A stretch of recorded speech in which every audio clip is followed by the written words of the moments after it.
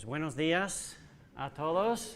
Tenemos más gente ahí también en el otro salón. Puedo decir hola por la cámara y también conectados. Yo sé que algunos están en casa, pero cada vez más tengo la sensación que estamos experimentando iglesia, ¿no? Tenemos que todavía tomar precauciones porque no hemos salido de ¿no? Pero me da tanta alegría ver a la gente reunida, ¿no? Ojalá con seguridad. Pues esta mañana, antes de leer el pasaje de la Biblia que vamos a tratar hoy, quiero pedir disculpas y dar una advertencia. Las disculpas están relacionadas con la semana pasada, porque es algo que se me olvidó, es dar una advertencia, porque estamos en un capítulo 19 de Génesis, y no es, ¿cómo se dice? No es un tema aptos para todas edades, es un poquito temas maduros, ¿no? La primera mitad del capítulo 19 pues fue suficientemente fuerte, ¿no? Yo diría que podríamos calificarlo como 12 más, ¿no? De hecho, me encanta porque la semana pasada, después de la predicación, un padre me envió un audio, uno de sus hijos que estaba aquí escuchando, tiene 7 años, y este niño me envió un audio por WhatsApp, el niño, diciendo: Pastor Aarón, gracias por tu sermón, fue muy interesante.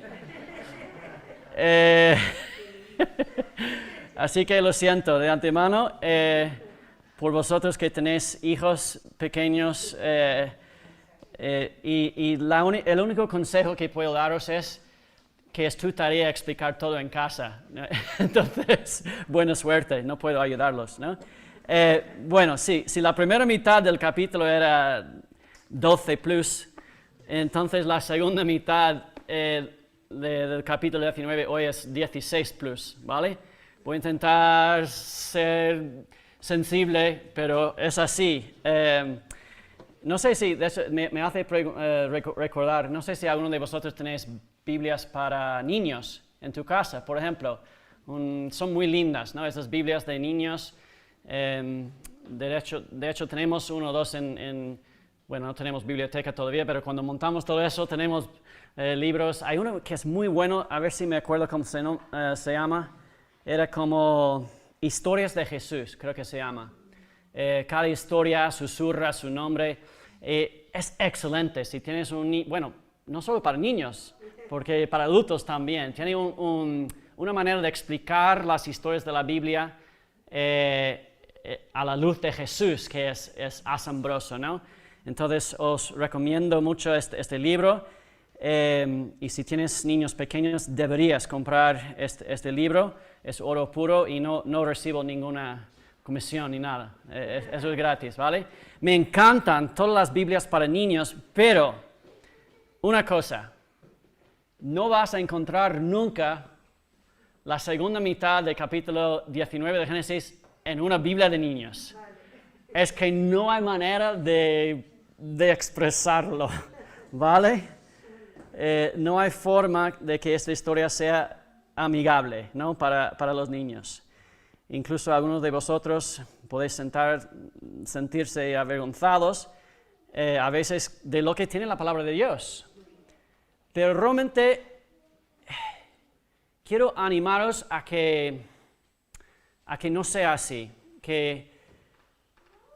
Quiero animaros a que ames la totalidad de la palabra de Dios. Y reconocer, ¿no?, de que la palabra de Dios tiene detalles, podemos decir, sórdidos, ¿no?, sobre el pecado.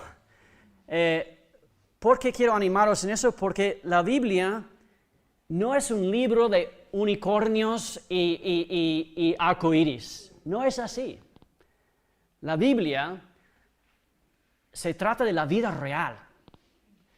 Y hermanos, la vida real es un lío, hay desastres en esta vida. El pecado ha hecho este mundo un desastre, ¿no? No estoy diciendo que toda la vida es un desastre, o sea que Dios es grande, hay más bueno en la vida que desastre, pero también existe una realidad en este mundo que se llama el pecado y ha hecho un lío, ¿no? Y tampoco somos exentos como creyentes, ¿no? El pueblo de Dios también está afectado por las huellas del pecado, ¿no? Como he dicho muchas veces, la iglesia no es un crucero para santos, es un hospital para pecadores, ¿no? Pecadores que son declarados santos en el Evangelio de Jesús, ¿no? Por la gracia de Dios, pero no por mérito. Bueno, vamos a leer el pasaje porque si no, no vamos a terminar hoy. Pero quiero mencionar, antes de empezar con el pasaje, que vamos a ver dos pecados principales, embriaguez y incesto, ¿no? Padre e hija, ¿vale? Entonces, vamos al lío. Génesis capítulo 19, voy a empezar con versículo 30. Génesis 19, 30. Estoy leyendo de la nueva versión internacional, peninsular. Dice así, Lot y sus hijas. Versículo 30, la palabra de Dios. Luego, por miedo a quedarse en Zoar, Lot se fue con sus 2 hijas a vivir en la región montañosa. Allí vivió con ellas en una cueva. Un día la hija mayor le dijo a la menor, nuestro padre ya es viejo y no quedan hombres en esta región para que se casen con nosotras, como es la costumbre de todo el mundo. Ven, vamos a emborracharlo y nos acostaremos con él, y así por medio de él tendremos descendencia. Esa misma noche emborracharon a su padre, y sin que éste se diera cuenta de nada, la hija mayor fue y se acostó con él, y a la mañana siguiente la mayor le dijo a la menor, mira, anoche me acosté con mi padre, vamos a emborracharlo de nuevo esta noche, y ahora tú te acostarás con él, y así por medio de él tendremos descendencia. Esa misma noche volvieron a emborrachar a su padre, y sin que éste se diera cuenta de nada, la hija menor fue y se acostó con él. Así las 2 hijas de Lot quedaron embarazadas de su padre. La mayor tuvo un hijo, a quien llamó Moab, padre de los actuales moabitas. La hija menor también tuvo un hijo, a quien llamó Ben-Amí, padre de los actuales amonitas. Padre, gracias por tu palabra. Señor, gracias que es un libro de hechos reales que registra la vida real, y Señor, no queremos saltar ninguna parte, queremos tratar de cada palabra, cada frase de tu palabra, y que sea para nosotros palabra de vida. Señor, ayúdanos, que tu Espíritu Santo aplica esta palabra a nuestras vidas en el día de hoy, porque oramos en el nombre de Jesús. Amén. Bueno, entonces la primera pregunta con la que quiero tratar, antes de entrar en los detalles de este pasaje, es ¿qué enseña la Biblia sobre el incesto? ¿Qué enseña la Biblia? Porque si lees las opiniones, por ejemplo, de no creyentes o incluso eruditos de una escuela crítica, realmente no creyentes, puede que argumenten que la Biblia no es consistente acerca de sus enseñanzas sobre las relaciones sexuales. Algunos incluso llegarían a decir que Dios permite el incesto en la Biblia, que da la luz verde, la buena vista. Y bueno, no tenemos tiempo esta mañana para profundizar tanto en toda la teología de la Biblia, sexualidad, pero quiero resumir brevemente un par de puntos. En primer lugar, que la Biblia, tenemos que entender, a menudo es descriptiva, no prescriptiva. ¿Qué quiero decir? Es decir, que la Biblia a menudo dice lo que sucede sin realmente comentar en ese momento si lo que había sucedido es algo malo o algo bueno. Sería tal vez más cómodo para nosotros, ¿no? Si la Biblia fue más como, no sé, las fábulas de Esopo, ¿no? ¿Verdad? Que al final de cada historia había una moraleja, ¿no? Y dice, así que aprendimos tal, ¿no? Pero no funciona así la Biblia. Muchas veces nos queda un poco pendiente, ¿no? De, entonces, ¿eso qué? ¿Algo bueno, algo malo? ¿Cómo se resuelve? Y Dios no nos da todas las respuestas que queremos, muchas veces, ¿no? A veces necesitamos incluso luchar con el texto, ¿no? Preguntar, investigar con otras partes de la palabra de Dios. Y yo creo que Dios ha hecho esto a propósito. ¿Por qué? Para que lo busquemos a Él. Para que tenemos una relación con Dios. No simplemente tratamos de su palabra como si fuera una búsqueda de Google, ¿no? Que necesitamos una respuesta, ponemos la pregunta y sale la respuesta. No, no es así.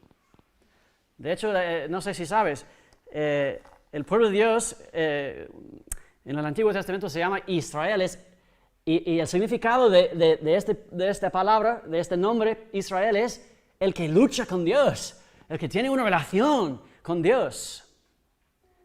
Y yo creo que muchas veces Dios no nos da las respuestas tan fácilmente para que busquemos a Él. No solo que busquemos la respuesta rápida, ¿no?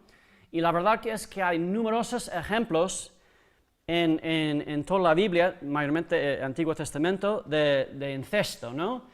No solo esta historia de Lot y sus hijas, por ejemplo, Abraham fue mencionado, ¿no? Y la semana que viene vamos a ver más en capítulo 20, que está casado con su media hermana, dice, ¿no?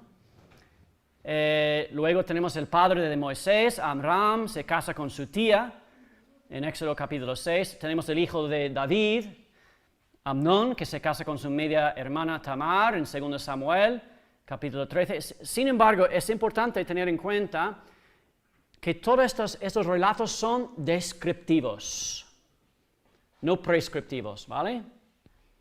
Porque si sacas cualquier historia de la Biblia y dices, bueno, eso es un ejemplo para seguir, vas a seguir todo el pecado en la Biblia, ¿no? No es prescriptivo, no son prescriptivos muchas de esas historias. La Biblia nos dice lo que sucedió, y muchas veces no nos da en el momento la información de que si fuera algo bueno o malo. Segundo punto que quiero mencionar. Es importante pensar en este asunto de la ética sexual de la Biblia y en particular las relaciones incestuosas. Es importante pensar antes y después de los mandatos de Dios dados en la ley de Moisés. En particular en Levítico capítulo 18 encontramos muchos detalles, ¿no? Acerca de una ética sexual del pueblo de Dios, ¿no? Podríamos decir incluso que hasta que Dios reveló que estas cosas no eran correctos o apropiados, en el caso de incesto, por ejemplo, que tal vez podemos decir, si no fue revelado, entonces no era inapropiado, solo realmente eran matrimonios entre parientes cercanos, pero no había ninguna revelación para decir que eso no era algo bueno. De hecho, parece que Dios permitió, ¿no?, este tipo de matrimonio entre familiares en los primeros siglos de la vida humana, ¿no? Por ejemplo, no tenemos mucha información, pero podemos preguntar o reflexionar sobre los hijos e hijas de Adán y Eva, ¿no? Parece que se casaron, ¿no? Y la segunda generación, ellos tuvieron que casarse con primos. Lo mismo parece ser cierto después del gran diluvio, ¿no? Que los nietos de Noé tuvieron que casarse con primos. No había opciones, ¿no? Y es interesante reflexionar que una de las razones por las que el matrimonio interfamiliar está tan fuertemente desaconsejado en el mundo de hoy, estoy hablando de entre adultos, ¿no? Es que nosotros tenemos un entendimiento, un conocimiento científico. ¿Y qué es? Que la reproducción entre individuos estrechamente relacionados tiene un riesgo, ¿no? Mucho mayor, ¿no? De causar anomalías genéticas. Yo creo que es interesante pensar en que posiblemente, es muy posible que en los primeros años de la humanidad, el código genético humano era más puro. Relativamente, podemos decir, libre de defectos, ¿no? No lo sé, pero podría ser. Sin embargo, parece que para la época de Moisés y adelante, el código genético humano se había contaminado, ¿no? Lo suficiente como para que los matrimonios cercanos, ¿no? entre parientes ya no fueron permitidos porque no eran seguros, ¿no? Entonces Dios ordenó claramente, ¿no? En la ley de Moisés contra relaciones sexuales entre hermanos, medio hermanos, padres y tíos, tías y todas esas cosas, ¿no? Y si lo piensas bien, para mí, esto es un ejemplo de la sabiduría de la palabra de Dios, ¿no? Porque la ley de Moisés fue dado miles de años realmente antes de que entendemos la genética, ¿no? Para proteger al pueblo de Dios, ¿no? Bueno, para resumir, el punto clave es que el matrimonio entre parientes cercanos se veía de manera diferente antes y después de la ley de Moisés. Y en toda la Biblia hay una revelación, ¿no? Progresiva de la voluntad de Dios. No se convirtió realmente estos matrimonios entre parientes en algo prohibido, realmente en incesto, hasta que Dios ordenó en la ley de Moisés. Pero desde este momento sí, se ha entendido claramente, no solo es algo imprudente, pero también inmoral. Y bueno, a lo mejor tú piensas, pues son muchos detalles y realmente no tiene nada que ver con mi vida, pero yo creo que sí, porque la forma más sencilla de entender todo esto y resumir todo es entender que según la palabra de Dios, el fundamento de la sociedad es la familia. Es una relación matrimonial entre un hombre y una mujer, y eso es en cualquier época de la historia, porque comienza con Adán y Eva, ¿no? He encontrado una cita de un erudito cristiano que escribe lo siguiente: el problema fundamental con el incesto y otros pecados sexuales extramatrimoniales es que dañan la integridad de la familia. Dado que la familia es fundamental para los propósitos y la obra de Dios en la tierra, su juicio sobre estas prácticas es severo. Bueno, vamos al texto otra vez. Versículo 30. Versículo 30 dice: luego, por miedo a quedarse en Zoar, Lot se fue con sus 2 hijas a vivir en la región montañosa. Allí vivió con ellas en una cueva. No sé si os acordáis de la semana pasada, pero Dios, cuando estaban huyendo de Sodoma, Lot y su familia, Dios le había dicho claramente dónde deberían ir. Dios le había dicho claramente ir a las montañas. ¿Te acuerdas? Pero Lot, ¿qué quería? No quería ir ahí, ¿no? En cambio, Lot le pide a Dios un favor, si podía establecerse en esta ciudad de Zoar, ¿no? En las llanuras, antes de llegar a las montañas, ¿no? Las montañas estaban más lejos, más esfuerzo, era, pues, cargar muchas cosas por la cuesta pendiente, no sé cuáles eran las razones. Entonces Lot pregunta a Dios: ¿no puedo quedarme aquí, en la última ciudad, no? Esta pequeña ciudad en la llanuras y Dios concede, ¿no?, su pedido. Pero ahora es interesante, encontramos algo muy interesante, que Lot no se siente cómodo en su nuevo hogar, en esta nueva ciudad de Zoar, ¿no? La Biblia no nos dice exactamente por qué, solo que Lot se siente miedo, ¿no? Dice, por miedo. Y estaba reflexionando sobre eso, ¿no?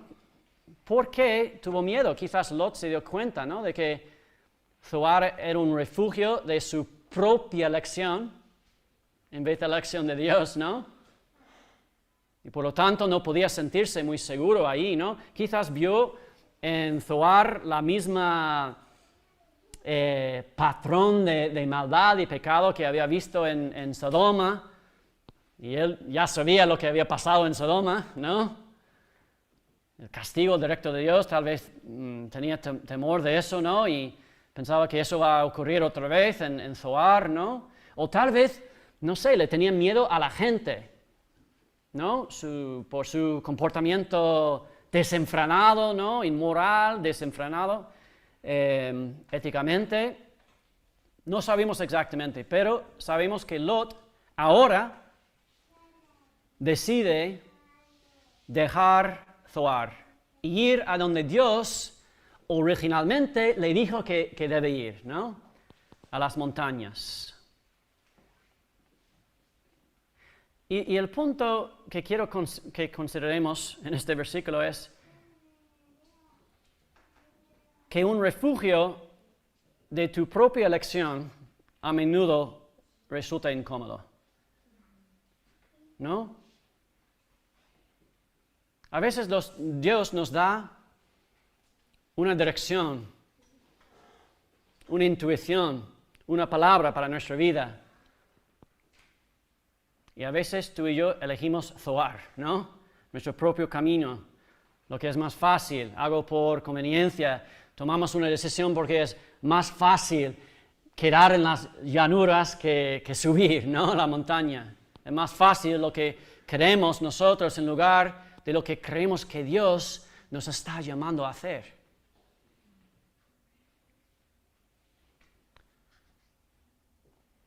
Pero quiero decir una cosa, hermanos, al final no es más fácil tu propio camino, tu propio refugio, porque el lugar más seguro en esta vida es estar en el centro de la voluntad de Dios para tu vida, incluso si parece una montaña al principio, ¿no? Y es curioso, porque Lot al final se va a donde Dios le había dirigido. Y la segunda cosa que me llamó la atención sobre este versículo 30 es cómo Dios humilla a Lot, ¿no? Para decirlo en una frase general, palabras generales, Dios da y Dios quita, ¿no? Y piensa un momento, porque Lot, ¿quién era? Era un hombre que había experimentado éxito en la vida. Era tan rico que tenía que buscar su propio terreno. Estaba viviendo en una de las ciudades más prósperas, ¿no?, de la región. En la ciudad capital de Sodoma, ¿no? Un hombre que hace tiempo no tenía suficiente espacio para él y todas sus posesiones, que tuvo que discutir con su tío Abraham y ir en busca de su propio terreno, ¿no? ¿Y dónde está Lot ahora? De repente se ve reducido a ser viudo y vivir en un hueco en el monte, ¿no? Lot pasa de una vida de lujo en un piso de la Gran Vía de Madrid a una casa cueva abandonada de Sacromonte. Me gusta lo que escribió el pastor galés del siglo XVII, Mateo Henry, escribe sobre este versículo. En Lot vemos que la justicia de Dios reduce a la pobreza y restringe a quienes han abusado de su libertad y abundancia. Dios da y Dios quita.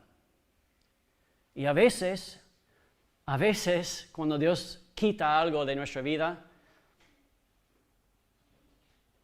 es en respuesta a nuestro pecado, ¿no? Y incluso como creyente, eso ocurre, se llama disciplina. Había mencionado la semana pasada esta palabra, ¿no? En Hebreos capítulo 12 y versículo 6 dice, porque el Señor disciplina a los que ama y azota a todo el que recibe como hijo. Pero también, como dije la semana pasada, otras veces no es necesariamente la disciplina de Dios, simple es un resultado, ¿no?, de vivir en un mundo caído. Y cuando se nos priva de dinero o nuestra reputación, o nuestra salud o una relación, siempre tenemos dos opciones. Responder con enojo, resentimiento hacia Dios. ¿Por qué esto me sucede? Yo merezco más.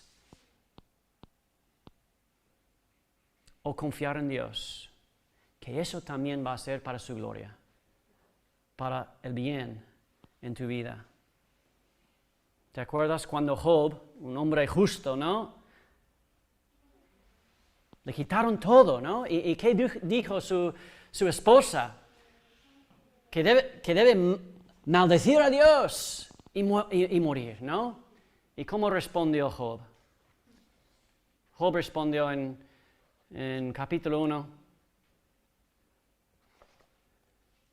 desnudo salí del vientre de mi madre y desnudo he de partir. El Señor ha dado, el Señor ha quitado, bendito sea el nombre del Señor. Pues en los siguientes versículos vemos que las hijas de Lot comienzan a confeccionar un plan de inmoralidad, ¿no? Versículos 31 a 32, dice, un día la hija mayor le dijo a la menor, nuestro padre ya es viejo, y no quedan hombres en esta región para que se casen con nosotras, como es la costumbre de todo el mundo. Ven, vamos a emborracharlo, y nos acostaremos con él, y así por medio de él tendremos descendencia. Yo creo que es importante reconocer que aquí, y todo lo que vemos en esta parte de Génesis capítulo 19 no es una tentación que viene de repente, un pecado en donde la gente se cae rápidamente, no. Este comportamiento inmoral no ocurre espontáneamente, hay un proceso. Y la idea le viene a la mente a la hija mayor, ¿y qué hace? En vez de decir, este no es bueno, no es de Dios, este día, ¿no? Entonces, ¿qué hace? Piensa en esta idea, comparta la idea con su hermana mayor, hablan entre ellas de esta idea, piensan en ella, y al final razonan que el fin justificará los medios, ¿no? Porque hay que preguntar, el deseo de tener hijos, de tener una descendencia, de como en el Medio Oriente, seguir el nombre de tu familia, de tu padre, ¿eso es algo malo? Por supuesto que no. Es algo bueno este deseo, ¿no? Pero sí, lo que es malo es los medios que las hijas están confeccionando. Bueno, es interesante pensar en el pecado como un proceso, porque en el Nuevo Testamento, en el libro de Santiago, habla de cómo es este proceso de pecado. Y dice en Santiago capítulo 1 y versículo 13, que nadie al ser tentado diga, es Dios quien me tienta, porque Dios no puede ser tentado por el mal, ni tampoco tienta Él a nadie. Y todo lo contrario, cada uno es tentado cuando sus propios malos deseos le arrastran y seducen. Luego, cuando el deseo ha concebido, engendra el pecado, y el pecado, una vez que ha sido consumado, da a luz la muerte. Hermanos, como seguidores de Jesús, debemos ser conscientes de este proceso. Y debemos incluso pedir a Dios que nos ayude en identificar temprano las semillas del pecado en nuestro corazón y mente, ¿no?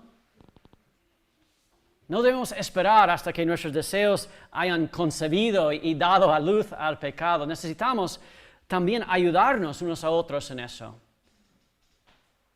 Para confesar, para renunciar, ¿no? Para ayudar a romper este ciclo, ¿no? Temprano. Y cuando nos equivocamos, para extender la gracia y el perdón y la esperanza una vez más a otra persona. Para que podamos volver a encarrilarnos, ¿no? Y estar otra vez en el camino. El Evangelio de Jesús nos promete que todos nosotros tenemos que luchar. Tú, tu vecino, tus ancianos, tus pastores, todos nosotros tenemos que luchar. Todos nosotros luchamos con pensamientos inmorales, ideas que no vienen de Dios, que surgen de nuestra naturaleza, nuestro entorno, o incluso nuestra propia naturaleza pecaminosa. Pero la buena noticia es que sí hay esperanza. Porque el Evangelio de Jesús también dice que no tenemos que ser esclavos de esta naturaleza pecaminosa. Podemos arrepentirnos. Cada día es una oportunidad para volver a Jesús, para poder creer en Él, en el poder de su cruz. Y gracias a la cruz, recibir todos los días este perdón de Dios que necesitamos. Y si nuestro arrepentimiento es genuino, ser valientes para pedir ayuda unos a otros, para confesar, como dice la palabra de Dios, nuestros pecados unos a otros, y cortar esta raíz antes de que brota la planta, ¿no? Debemos estar dispuestos a pedir a los hermanos que oren por nosotros cuando estamos luchando y para que el Espíritu Santo nos sane de nuestros deseos, ¿no? Quebrantados, que nos da mejores deseos, deseos para servir a Dios, deseos para amar a nuestro prójimo, deseos para amar a Dios. Hermanos, el poder del Evangelio es real y puede romper este ciclo de pecado que vemos explicado en el libro de Santiago. Puede romper este ciclo de justificar el fin por los medios, de poner excusas, ¿no? Por nuestro pecado y permitir que esto enseñoree sobre nosotros. Y vemos en estos versículos, ¿no? El ciclo del pecado. Y bueno, no es solo la hija de Lot, ¿no? Las hijas de Lot que luchan. Porque lo que para mí es obvio es que su padre también tiene una lucha, ¿no? Un problema, una adicción, ¿no? al alcohol. ¿Por qué pienso eso? Porque ellas lo saben.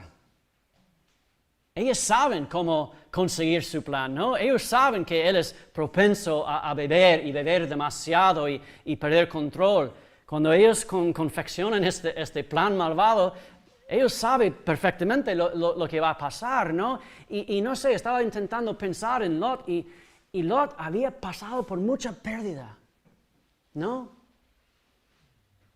Todos sus bienes, su mujer, sus amistades, aunque tal vez no eran muy sanas. Además, había tenido una ruptura de relación con su familia, con Abraham. ¿Por qué no se fue Lot para pedir ayuda a Abraham? Porque no estaban hablando.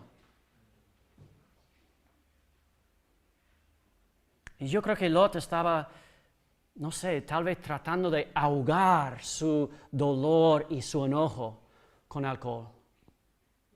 Tratando de sanar el pecado con más pecado. Y hermanos, no funciona. Y tal vez alguno de vosotros lo sepáis, ¿no? Por experiencia. Lo que necesitamos para ahogar el dolor es la sanidad de Dios. No un alivio temporal del dolor a través del alcohol o drogas. Y bueno, la Biblia no nos dice exactamente, pero me parece que esto no es un evento único, ¿no?, en la vida de Lot, sino más bien era un patrón en el que había caído, porque sus hijas conocen su debilidad, saben que solo van a necesitar él solo va a necesitar un poco de ánimo para emborracharse, para que ellos puedan llevar a cabo su plan. Y eso es exactamente lo que sucede. Y en los versículos 33 a 35 vemos que Lot, bajo la influencia, pero eso no da excusa, comete actos indecentes con sus hijas. Y una de las grandes vergüenzas del Antiguo Testamento queda registrado para siempre en las páginas de las Sagradas Escrituras. Y tal vez preguntas, ¿y qué? ¿Qué es el resultado de eso? ¿Por qué está registrado? Porque seguramente había muchos pecados, muchos fallos, muchos errores, ¿no? Porque toma el tiempo la palabra de Dios de mencionar en particular y registrarlo para siempre, ¿no? Y la razón, creo, es porque hay un resultado. El resultado son, en primer lugar, 2 embarazos, 2 nacimientos, 2 hijos, pero más que eso, 2 linajes malditos. ¿Por qué digo eso? Porque es el registro de la Biblia. Hermanos, os animo, si quieres, a llegar a la casa, poner en Google o en tu programa, de tu aplicación de Biblia, los nombres de estos 2 hijos. ¿Cuáles eran sus nombres? Dice, ¿no? En versículo 37, la mayor tuvo un hijo a quien llamó Moab, padre de los actuales moabitas. La hija menor tuvo también un hijo a quien llamó Ben-Ammi, padre de los actuales amonitas. Si pones Moab o moabita o amonita en Google o en tu aplicación de Biblia, van a salir unos 300 versículos en el Antiguo Testamento y casi todos son negativos. Porque los 2 linajes de esos 2 hijos convierten en enemigos del pueblo de Dios.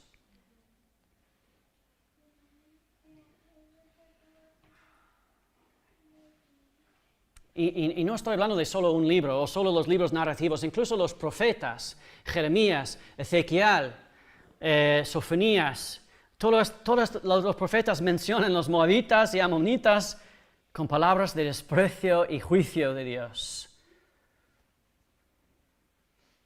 Entonces mi pregunta es, ¿cuál es la última palabra con respecto a estos 2? Última mención de estos 2 linajes encontramos en uno de los profetas menores al final de la Biblia, en Sofonías capítulo 2 y versículo 8 y 9, y mira lo que dice el profeta. Eso es la última mención de estos 2 en la Biblia, en el Antiguo Testamento. Dice, he oído los insultos de Moab y las burlas de los amonitas, que injuriaron a mi pueblo y se mostraron arrogantes contra su territorio. Tan cierto como yo vivo, afirma el Señor Todopoderoso, el Dios de Israel, que Moab vendrá a ser como Sodoma, y los amonitas como Gomorra. Se volverán campos de espinos y minas de sal, desolación perpetua. El remanente de mi pueblo los saqueará.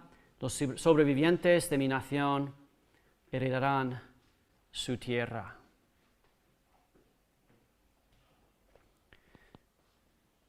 Poco deprimente, ¿no es? Final de la historia, ¿no? Juicio de Dios, sin esperanza. Bueno, no tan rápido. porque encontré dos datos más interesantes. Primero, en Jeremías capítulo 49, encontramos una palabra interesante. Jeremías 49, versículos 2, dice así: Vienen días, afirma el Señor, en que yo haré resonar el grito de guerra contra Rabá de los amonitas. Parece igual, ¿no? Juicio. Entonces Israel despojará de todo a los que de todo la despojaron, afirma el Señor. Más juicio. Pero luego dice en versículo 6, pero después de esto, cambiaré la suerte de los amonitas, afirma el Señor. Dice en otra versión, después restauraré las fortunas de los amonitas. Eso es una línea, no un hijo. Pero hay algo interesante también acerca de los moabitas. Tal vez te acuerdas, si llevas algún tiempo con nosotros, que hace unos años predicamos sobre un libro del Antiguo Testamento que tiene como protagonista una mujer que se llama Ruth. Ruth se menciona en Ruth se menciona, capítulo 1, que ella era del tribu de los moabitas. Luego, ¿qué dice? Perdón. Luego dice en capítulo 4, Ruth, la moabita, la viuda de Malón, llegó a ser esposa de Booz. Y luego en Ruth capítulo 4, 13 dice que Ruth y Booz se casan y Ruth se convierte en su esposa. Y el Señor le dio la concepción y ella dio a luz un hijo. Y tú dices, vale, pues entonces Ruth está incorporado, ¿no?, en el pueblo de Dios, una moabita, integrado en el linaje del pueblo de Dios. Pero no solo es eso, hermanos, porque llegamos al Nuevo Testamento y encontramos un dato interesante en Mateo capítulo 1 y versículo 5. Dice el Evangelio de Mateo, comienza con la genealogía de Jesucristo, hijo de David, hijo de Abraham, y llegando al versículo 5 dice que Jesús era hijo de Salmón, padre de Booz, cuya madre fue Rahab. Booz, padre de Obed, cuya madre fue Ruth. Los moabitas, al final integrados en el linaje de Jesús, en el linaje del Mesías, el que iba a salvar el mundo entero. Hermanos, ese es nuestro Dios de gracia, que se puede ofrecernos la misma gracia en nuestras vidas. Gracias, Señor, gracias por este capítulo tan fuerte y gracias que no hay ninguna situación que no puede ser redimida por ti. Padre, ayúdanos a escoger tu camino. Ayúdanos, Señor, a creer en tu Evangelio y ayúdanos a volver a ti, Señor, para que podamos recibir también esta bendición de tu gracia. Señor, perdónanos cuando no creemos, cuando pensamos que el fin justificará los medios, que tenemos que poner excusas.